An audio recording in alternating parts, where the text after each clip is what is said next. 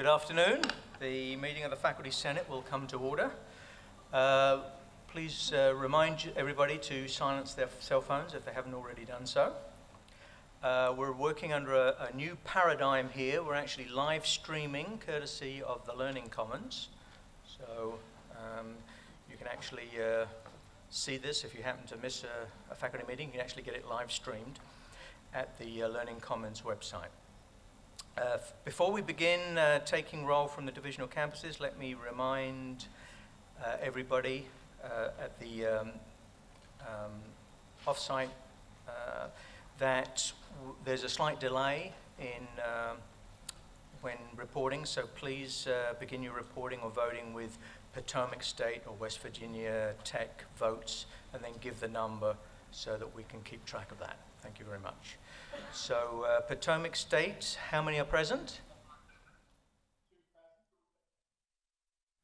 Okay, I think that was 2. West Virginia Tech, how many present? WVU Tech has 4 present. We have Davari, Elmore, Living, and Rakes. Okay, thank you very much. And looks like we have a quorum for today. If you see somebody roving around here with a camera, that's Dr. David Best from the Creative Arts Center.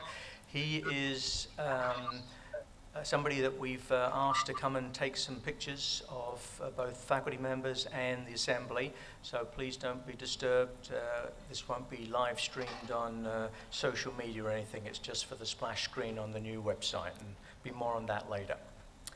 Okay, so first item on the agenda is the minutes of the previous meeting held on June 8th, 2015. These were distributed along with the agenda last week. So are there any corrections to the minutes from the June meeting? Potomac State, do you have any corrections? Okay, and WVU Tech, do you have any corrections? WVU Tech has no questions. Okay, thank you. So the minutes stand approved as written.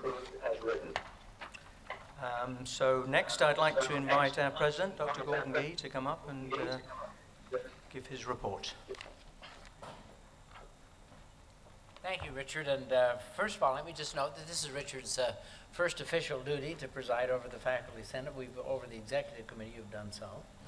And Richard is following in a long line of distinguished chairs, and so I appreciate your good work and your willingness to do this. And I forgot to introduce him on Saturday at our football game, and he's still festering about that. But other than that, he's fine. It's been a very active beginning of school, as you know, but I think that probably the most compelling issue that we've been dealing with is the fact that the university and its Board of Governors made a decision that we would move our campus at Montgomery, West Virginia Tech, to Beckley, to the new campus that we have purchased, and that we would move the campus entirely, that we would not simply do part of it, but that we'd move the whole campus entirely. And the reason for that are a number of fold, but let me just reiterate several. And one is the fact that to divide the campus was not a healthy issue, particularly because of our science and technology programs there, and which I might note have been very highly ranked. In the latest rankings, our engineering school at Tech in their categories ranked among the very best, and we're very proud of that. Secondly of all, the continuing problem of deferred maintenance and the inability to be able to correct some of those problems really was compelling to us in terms of moving. And the final reason is that we received strong indication of support from both our faculty and our staff, as well as our students, that this would make the most sense to them. It's about 50 minutes between those two campuses, and we think it will make great sense. But to my colleagues at West Virginia Tech, I think that they're on this side. I thank them for all the help and support that they've given to us. I had an opportunity to tour a gas well the other day. I don't know if many of you fully realize, but West Virginia University, along with its colleagues at Ohio State University, are have an experimental well to take a look at all of the issues surrounding horizontal drilling, surrounding the so-called fracking and environmental impact, et cetera. This will be one of the most important endeavors on behalf of the university and on behalf of the state and all those involved. But I just want you to know that we do have a well up and running. It is, I have no idea how to describe it, but it's sort of over here and on the other side of the Monongahela. And although it's difficult to visit, I would welcome you to work with some of our colleagues, Dr. Carr and others, Tim Carr and others, to have a chance to find out more about this effort that we're undertaking. On the other hand, I want to note that this is the year-long celebration of arts and humanities that we're undertaking at this university, and September 29th to 30th will be the kickoff for these events, and I hope that you'll participate. This is an unusual endeavor on the behalf of our university to really celebrate an area of intellectual endeavor that we sometimes fail to not address as clearly as we should.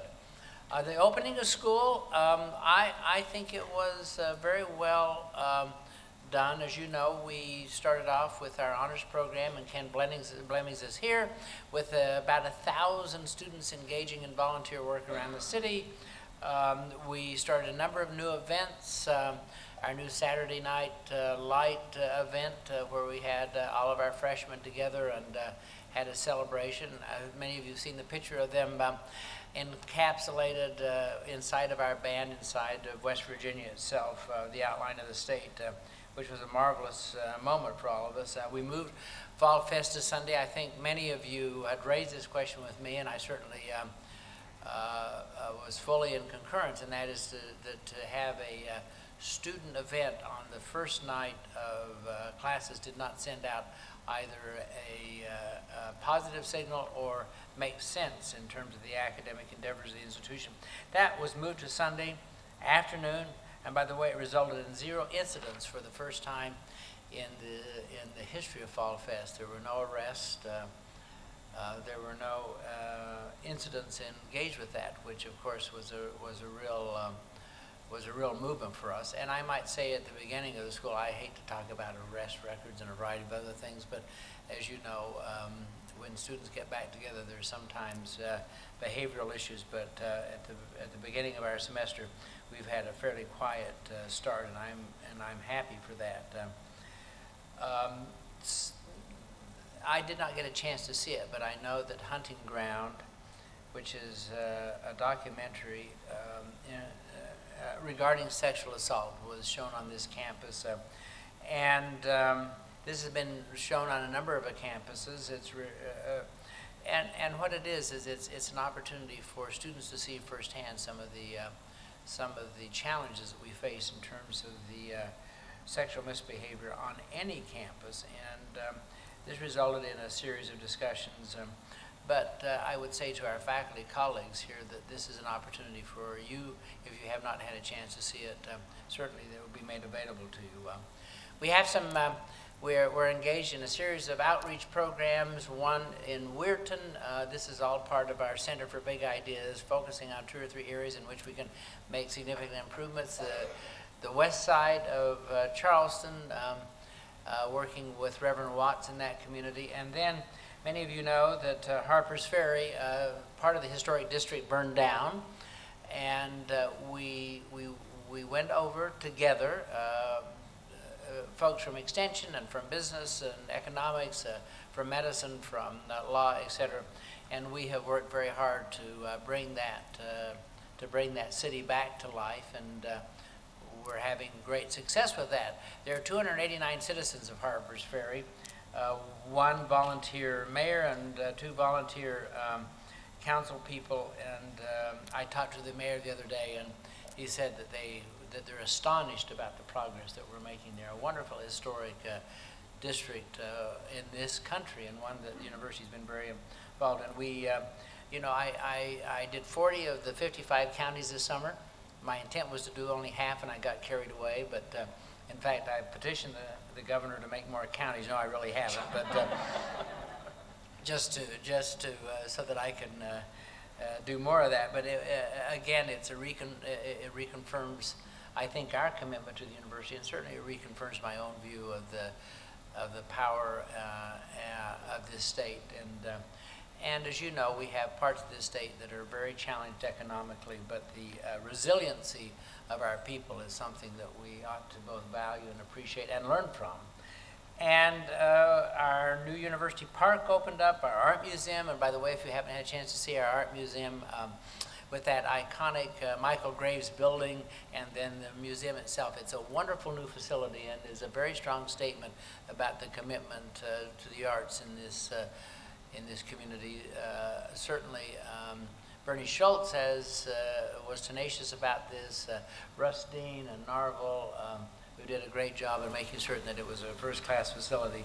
And next month, Mr. Chairman, I will be giving my State of the University address October 5th, and I look forward to that, so I don't want to give away any secrets right now. Saying that, what kind of questions can I answer for you? Mark, I hope you have something. You'd be disappointed otherwise. Is this working? Just shout. First of all, a nod to your omnipresence. The WVU figure skaters were talking the other day about having a party with the WVU hockey team, and they were saying, well, what if we invite our president? Would he come? Would he come? The very fact that they're entertaining the notion that you would come indicates how very present you are around campus, and I appreciate that. We've talked about this in the past, but I wanted to bring it up, which is about our growth in relationship to our community's growth. And some of you have talked about the editorial I submitted to the Dominion Post that was published on Sunday. As we try to grow responsibly as a university, how do we encourage our community, which has won accolades as one of the best small towns in America, to grow responsibly as well, rather than to become a traffic nightmare, a kind of apocalypse for the environment? How are we doing in terms of relating to the community as we're growing as a university? You know, first of all, that's a great question. I think that I don't think that I fully realized the kind of challenges topographically and otherwise that we had until I returned about 18 months ago. And as soon as I got caught in traffic, I realized it. But and you know, some of the infrastructure is still the same as when I was here before. The University Avenue, now they are improving that. But some of the pothole problems and general problems. So we do have to not only be concerned, but we have to come up with creative notions about this. Now, I can tell you that Narvel Weiss and others are working very closely with the city. Ron Justice has been working very closely to find out how we can best develop a common strategy. One of the things, very candidly, that we haven't done is we have not been as good as citizens with the city in terms of just the general planning functions. We have asked a consultant to come in, a guy by the name of Guy Worley, who is one of the very best in this country, who has done a lot of cityscape planning about how universities and cities work together, environmental impacts, etc. And we're going to start that. I have a vision not only being a great small city, but being a great retirement community, being a great university city, being a great and being a place in which all of us will stay and engage ourselves. So I think that I think we're making progress. I will say that you know, when I was here before, I moved to Boulder, Colorado, and people think of Boulder being sort of the idyllic place. There was hand-to-hand combat between the university and Boulder. I mean, the city and the university. I tell the story about the fact that they had determined to build a university residence when I came. And it was 3 years until they finally were able to start building it, because there was a red nest, there was a squirrel of red, there was a red nest squirrel right where they're going to build it, and we went through litigation right up to the Supreme Court. It seems to me that that kind of friendliness is something we need to not applaud. And so we're going to try to develop some real strategies. But I think Morgantown is an important statement about who we are as a university. And and I've made this statement to this group before, and I'll make it again, Mark, and that is the fact that you can't have a great university without a great city surrounding it. And we need to be concerned about homelessness. We need to be concerned about heartlessness. We need to be concerned about a number of other things. Now, we are very blessed.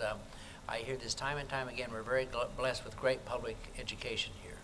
A lot of it having to do with the gene pool. We understand that. But it also, I think that we do attract really bright people to come into our public schools. So if we can take that and then think about what we can do downtown and in terms of that kind of aesthetic planning, I'm very committed to that. But I appreciate that question, and keep and I appreciated your editorial, and keep ourselves focused on that, because in the end, that's very important to us. Now, you know, people have heard me say that we want to grow the university to about 40,000. That was before they understood that I'm really talking about the fact that we now have front doors to the institution, Potomac State and West Virginia Tech, where we do want to grow. And that's where the majority of the growth of this institution is going to be, as a matter of fact. Questions?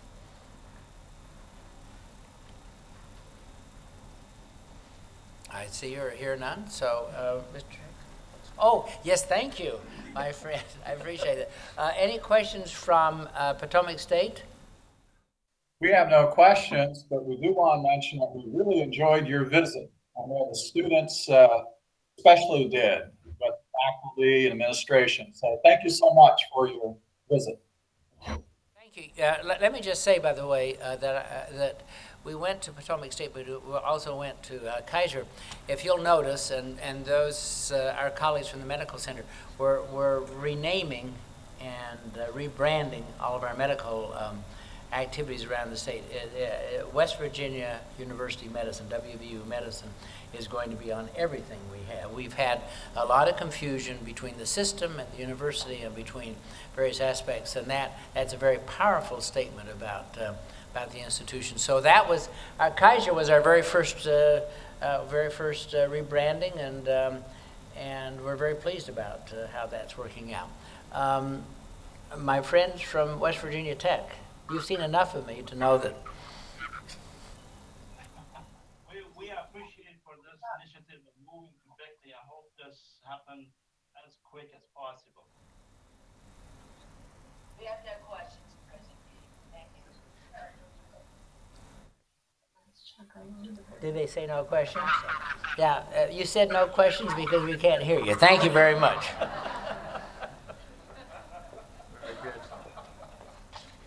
Thank you, President Gee. So now we will have a report from Russ Dean, who's standing in for Provost Joyce McConnell. Thank you, Richard. It'll be mercifully short. I have two things I want to share with you. We have two dean searches underway right now that I think many of you are aware of. The Eberly College search committee had airport interviews, I think it was last week, and selected a number of candidates they wanted to do further reference checking on, and we'll be meeting shortly to reduce that number. And I believe the plan is to bring a small number of candidates to campus within about the next 2 to 3 weeks. So to keep that process moving, I think we should probably have some answers on that probably by mid-fall semester. The Business and Economics College has their search for their dean just starting. The committee's been formed. Greenwood Asher has been selected as the search firm to help them, and I believe their first meeting will be in the very near future. So those two are moving along nicely. And just to follow up just a bit on President Gee's comments about Beckley, now that the Board of Governors has made a decision about the future of tech as it relates to both Montgomery and Beckley, we'll now begin serious planning for the academic programs for both fall of 16 and the fall of 17. And there are some possible new programs that might be launched as early as fall of 17, but possibly the fall of 18. So the conversations around academic programming are really just now getting going. We have, of course, gone to our board. They've endorsed the move. We will have to take some elements of this to the Higher Education Policy Commission, and then we also have to go to our accrediting body, the Higher Learning Commission, for permission to move campuses. And once we have those in place, then we'll be able to start advertising. So with that, I would stand for any questions. Potomac State, any questions? Got that. Tech, any questions? No, do we have any questions? Thank you. Thank you. Thank you, Russ. So next up is me. So I'd just like to give you a quick report on some of the things that I was getting up to in the summer. It's like when I used to go back to school, I had to write up what I did on my summer holidays. So this is kind of a précis of that, and then I'm talk a little bit about the future and what I see happening in the coming year. So I was fortunate enough to accompany President Gee on one of his 40 county tours. It was very successful. We were at Summersville Lake and then went down to Greenbrier County. And I just want to tell everybody that the impact that these tours have in that part of the state is really incredible. I've never seen a group of more enthusiastic supporters of WVU. Needless to say, everybody loves President Gee. Bow ties were everywhere to be seen, in every form, shape, and what have you. So I think it's really something that is so good for the university's image down there. I think we need to continue to do this, and it's just a really positive aspect for the university, and it really helps us. I had a wonderful time. I was not invited back, I noticed that, but maybe next year I'll be fortunate enough and get the pass. I spent a little bit of time in Denmark and down in Colombia, doing sort of some academic things and promoting the university there. I accompanied Bob Griffith at the to the HEPC Board of Governors meeting down in Charleston in August, and I also went with Roy Nutter to the ACF meeting at Stonewall Resort in July. So over the summer, apart from doing those few things, I sort of spent quite a lot of time thinking about my nearly 30 years at the university and what sort of excites me and what brings my spirits down. And I concluded that the least enjoyable part of my job is committee administration work, which you'd agree is somewhat ironic since I've just taken this position, which seems to be about 100% committee and administration work. Perhaps I should amend what I said is that I find the least satisfying part of the job being a faculty member in participating in endless meetings that never seem to go anywhere. So with that in mind, I'm reminded of this quote from Wallace Sayre, which is sometimes referred to as Sayre's Law, which basically says, in any dispute, the intensity of feeling is inversely proportional to the value of the stakes at issue. And then there's a caveat to this: that is why academic politics are so bitter. So with that in mind, I'd like to encourage everybody on Senate committees to work efficiently and focus on implementing strategies rather than discussing too much philosophy, with no respect to the philosophers among us. One of the quotes I like is from Walt Disney regarding this, and that's the way to get started is to quit talking and begin doing. So I know that's a bit of a truism, but I think it's still worth thinking about. So with that in mind, I also spent some time looking through the end-of-year reports from the different Senate committees and trying to see what sort of strategies we might apply to streamline some of the things that the Senate does. To this end, I've started to work and attend different faculty Senate committee meetings. I think I've been to a curriculum committee, general education committee, the teaching assessment committee, and the welfare committee, and I hope to meet with the other committees shortly. So for the goals for this year are as follows, and they will certainly change, and I'm sure I'll be hit blindsided with some issue that I haven't even thought about before I go on too long, but this is what I would like to get accomplished, or like the Senate to get accomplished in the upcoming year. So the first, and possibly foremost, is continue working on implementing the General Education Foundations, or GEF, program. We intend to meet with the Dean's Council on Wednesday, and we're really pushing that forward. And if you remember, that's going to start in the fall of 2016, so we have a lot to get accomplished before that takes place. I've been working with the Teaching Assessment Committee and IT to implement a pilot program for the new electronic SEI system that was awarded to Blue, which is a software company or a software platform by the company Explorance, which is a Canadian company. This effort is being led by Dr. Heather Billings and the Teaching Assessment Committee. There will be a report, an upcoming Senate meeting about the progress in this area. So again, we're moving forward to that. If you remember, our electronic SEI system is in a state of disrepair. There's really nobody that can keep it going. So as soon as it starts to deteriorate, we've had it. So we've made the decision, preemptive decision, to sort of move to another system as soon as we can. Continue to work with the provost on the issue of the faculty ombuds position, and she's still very enthusiastic about that, so I'll report more of that when more details are forthcoming. We're in the process of updating the faculty website, the Faculty Senate website, trying to give this a more modern look.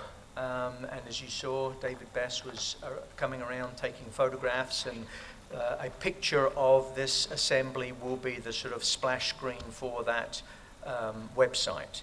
Also, I've asked faculty leadership to have their photos taken so that we can get some name, face recognition for new senators and other people. I always found it, when I came to the Senate the first time, it was difficult to know who the people were, who the key people were. So at least now you'll have some face recognition. And I found as I've got older, I remember faces, but names I have a hard time with. So hopefully that will help me as well. I've also asked both the GECO committee, the General Education Committee, and the Curriculum Committee to provide a set of resources that we will be able to post on the faculty website that will basically allow people, or allow faculty developing new courses, both regular and GF courses, a sort of template of how to go through that, different resources in terms of model syllabi and just sort of workflow of how to get that accomplished. A lot of that work I think has already been done from previous years, so that should be readily available. We're also going to include an online form that will allow faculty to make comments about Senate issues and other issues, and that will be handled by the Welfare Committee, and so that will be front and center on the new website. And hopefully we're going to launch this in early 2016, so when it's closer to sort of being finished, we'll have a brief demonstration at a faculty meeting to sort of illustrate the content and what we've tried to do with this. So at that point, that finishes my report. If there are any questions, I will be happy to answer them.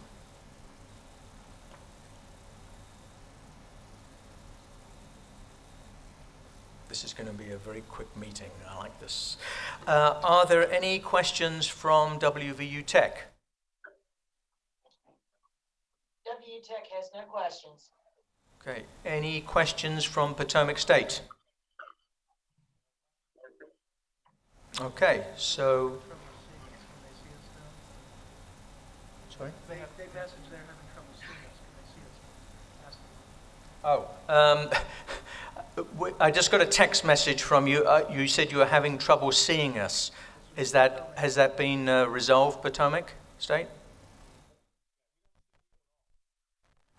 And that's a good thing or a bad thing?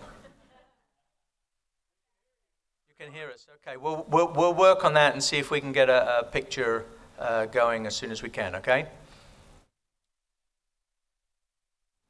Okay, with that, I'm going to invite Matt Valenti to come to the, I guess, mic and present the Curriculum Committee reports. Thank you.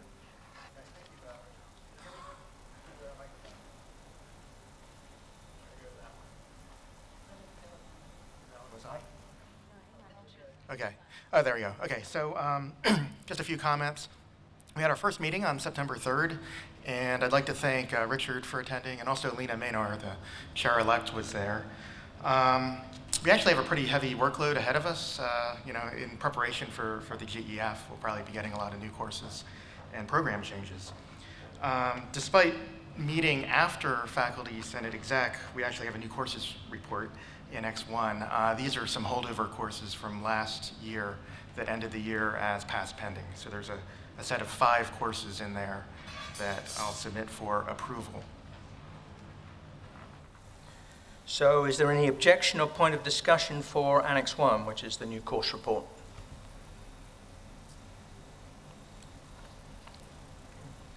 Okay.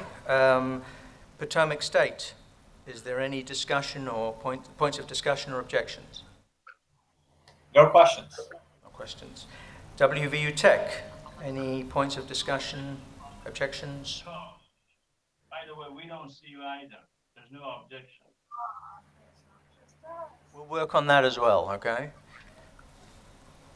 Okay, since there are no objections, all those in favor of approving Annex 1, please say aye. Those opposed, say no. Potomac State, how do you vote? 3 ayes. WVU Tech, how do you vote? 3 ayes.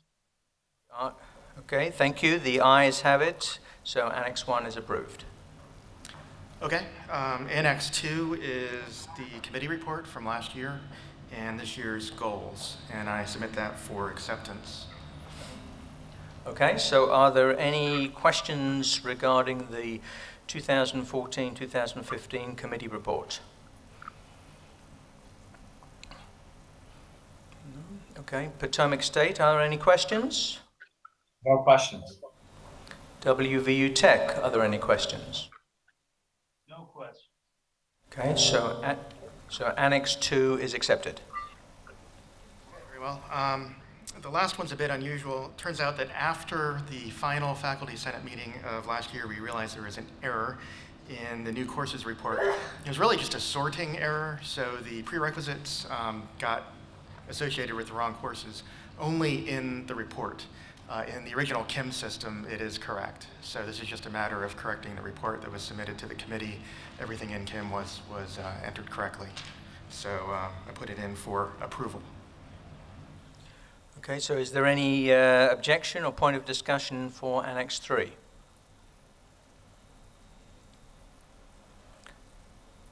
WVU Tech, do you have any objections or points of discussion? No questions, no objections. Okay, and Potomac State? No questions. Since there's no objections, all those in favor of approving Annex 3, please say aye. Those opposed say no. Potomac State, how do you vote? 3 ayes. And WVU Tech, how do you vote?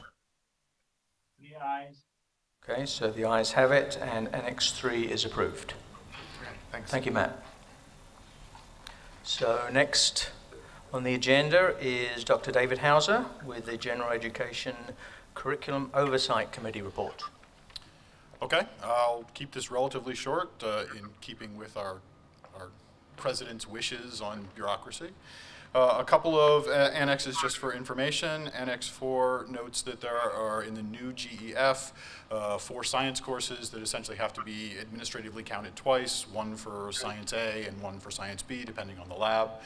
This is all worked out in KIM and DegreeWorks, and everything's pretty straightforward. So again, just for information, just noting this administrative change. Okay, are there any questions on Annex 4? Potomac State, do you have any questions? No questions. And WVU Tech, do you have any questions? No questions. Okay, so hearing no questions, Annex 4 is filed. Okay, and Annex 5 is a longer report covering what the GECO committee did last year and noting the things we intend to do in the upcoming year as we move away from doing audits of courses and move to start to implement the GEF system. Okay, so are there any questions on Annex 5? WVU Tech, any questions? No questions. And Potomac State, any questions?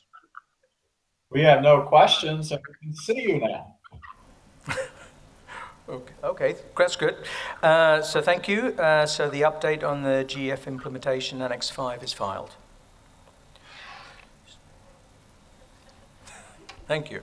So next to the microphone, I invite Dr. Jennifer Orlikoff, who's going to talk about the transferability of credits and grades at WVU. Very good.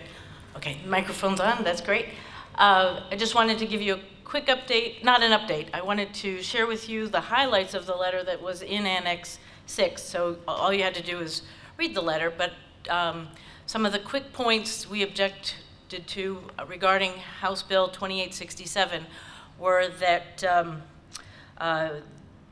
it was going to ask that we accept transfer credits from all kinds of different types of accredited institutions instead of just the regionally accredited institutions, which of which HLC is a part. And so we really needed to make sure that we agreed with the types of credits that were being transferred in. Also, one of the things that the bill was proposing is that all course objectives for every credit-bearing course be posted publicly. This would be enormous. We have over 3,700 unique credit-bearing courses per semester, so this would not be feasible. So what we did do was agree to posting the learning objectives for the general education courses, which we know is a limited number, and those faculty are already rather open, if you will, to sharing their information. And then also we agreed to posting, because we already have, the learning outcomes for the programs. So it was our way of conceding something regarding this point. Also, the House bill was requiring that any course in which 70% of the learning objectives were in alignment with another course, that we would transfer in all of that credit. But we realize that this is problematic for ensuring student success, especially for courses that are considered building block courses within a major. As our chair has been fond of saying, and others as well, if you've got a math course and it needs to have linear algebra in it, and you don't get to linear algebra, but you go on to the next course, then you are really in a bad spot. So we want to make sure that we're ensuring student success. For courses that are designed to fulfill just general education courses, I think we'd be more willing to go ahead and accept courses in the spirit of them, but the ones that are part of majors really need to be vetted, if you will, by the programs themselves. The other piece that was problematic for us with this bill was that it required the receiving institution to explain to the sending institution why a course wasn't being accepted, and to tell them how to fix their course so that it would be accepted. This is problematic on several levels, but especially what if the receiving institution or sending institution isn't interested in changing? It's not up to us to tell them what to do to change, but also it's time consuming from our perspective. And then lastly, as was pointed out by Rob Alsop, is that House Bill 2867 did not charge HEPC with creating a rule. So we are hoping that HEPC, the commission, will have a chance to listen to our suggestions and our concerns and take them into account as they create the bill. So that was that on the transferability of credit issue, but also the other item that we responded to, but we responded pretty quickly, so we didn't get to share, but I do want to give you an update, is on the placements of incoming students into math and English. And so we responded saying that this can't be one size fits all kind of an approach, and we'll be working on that, I'm sure, going forward. So thank you very much. Okay. So should I ask for questions, or? Well, no? I was going to just point out that the letter that you see as Annex 6 it needed to be submitted last Friday because that was the end of the comment period. So executive committee, this was discussed, and we basically got approval at executive committee. In future, if we had the ability, I would try to share this with the Senate, but because of the time constraints, we had to sort of act quickly on this. So that's why you're seeing it sort of after the fact as opposed to being part of the discussion. So, yeah, are there any questions on Annex 6? Potomac State, do you have any questions? No questions. And WVU Tech, do you have any questions? We have none. Okay, so Annex 6 is filed. So I'd like to call now on Dr. Roy Nutter, who will give us an update on the ACF. It's been a great summer and beginning of fall, and most of the faculty statewide are involved just like we are in getting things started. There's two things probably that are the rumblings about. One is transferability. That one's being discussed and talked about. The other one's Common Core. I don't know if you paid attention, but Common Core is another controversial thing that's going on right now. There's no outcome, there's no movement in ACF to do much with it at this point, but just be aware that that's a conversation probably we're going to be drawn into. Concludes my report. Are there any questions for Roy?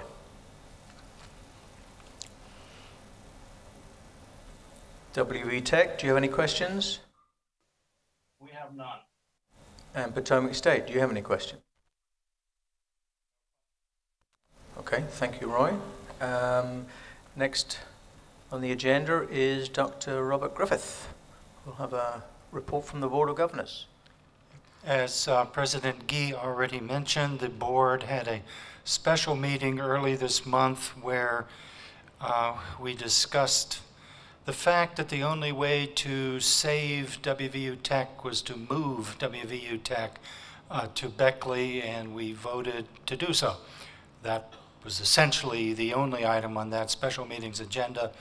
The next meeting of the Board of Governors is this month, September 24th and 25th.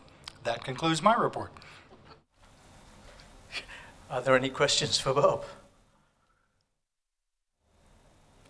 Potomac State, do you have any questions? No questions. And WV Tech, do you have any questions? We have no questions, but I guess I said this before, didn't hear that.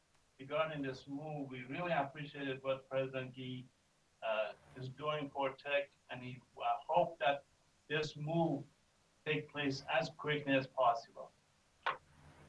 Yes, I think we're all in agreement on that. Thank you. So I think we're getting close to the Guinness Book of Records for the fastest Faculty Senate meeting on record. So with that, is there any new business?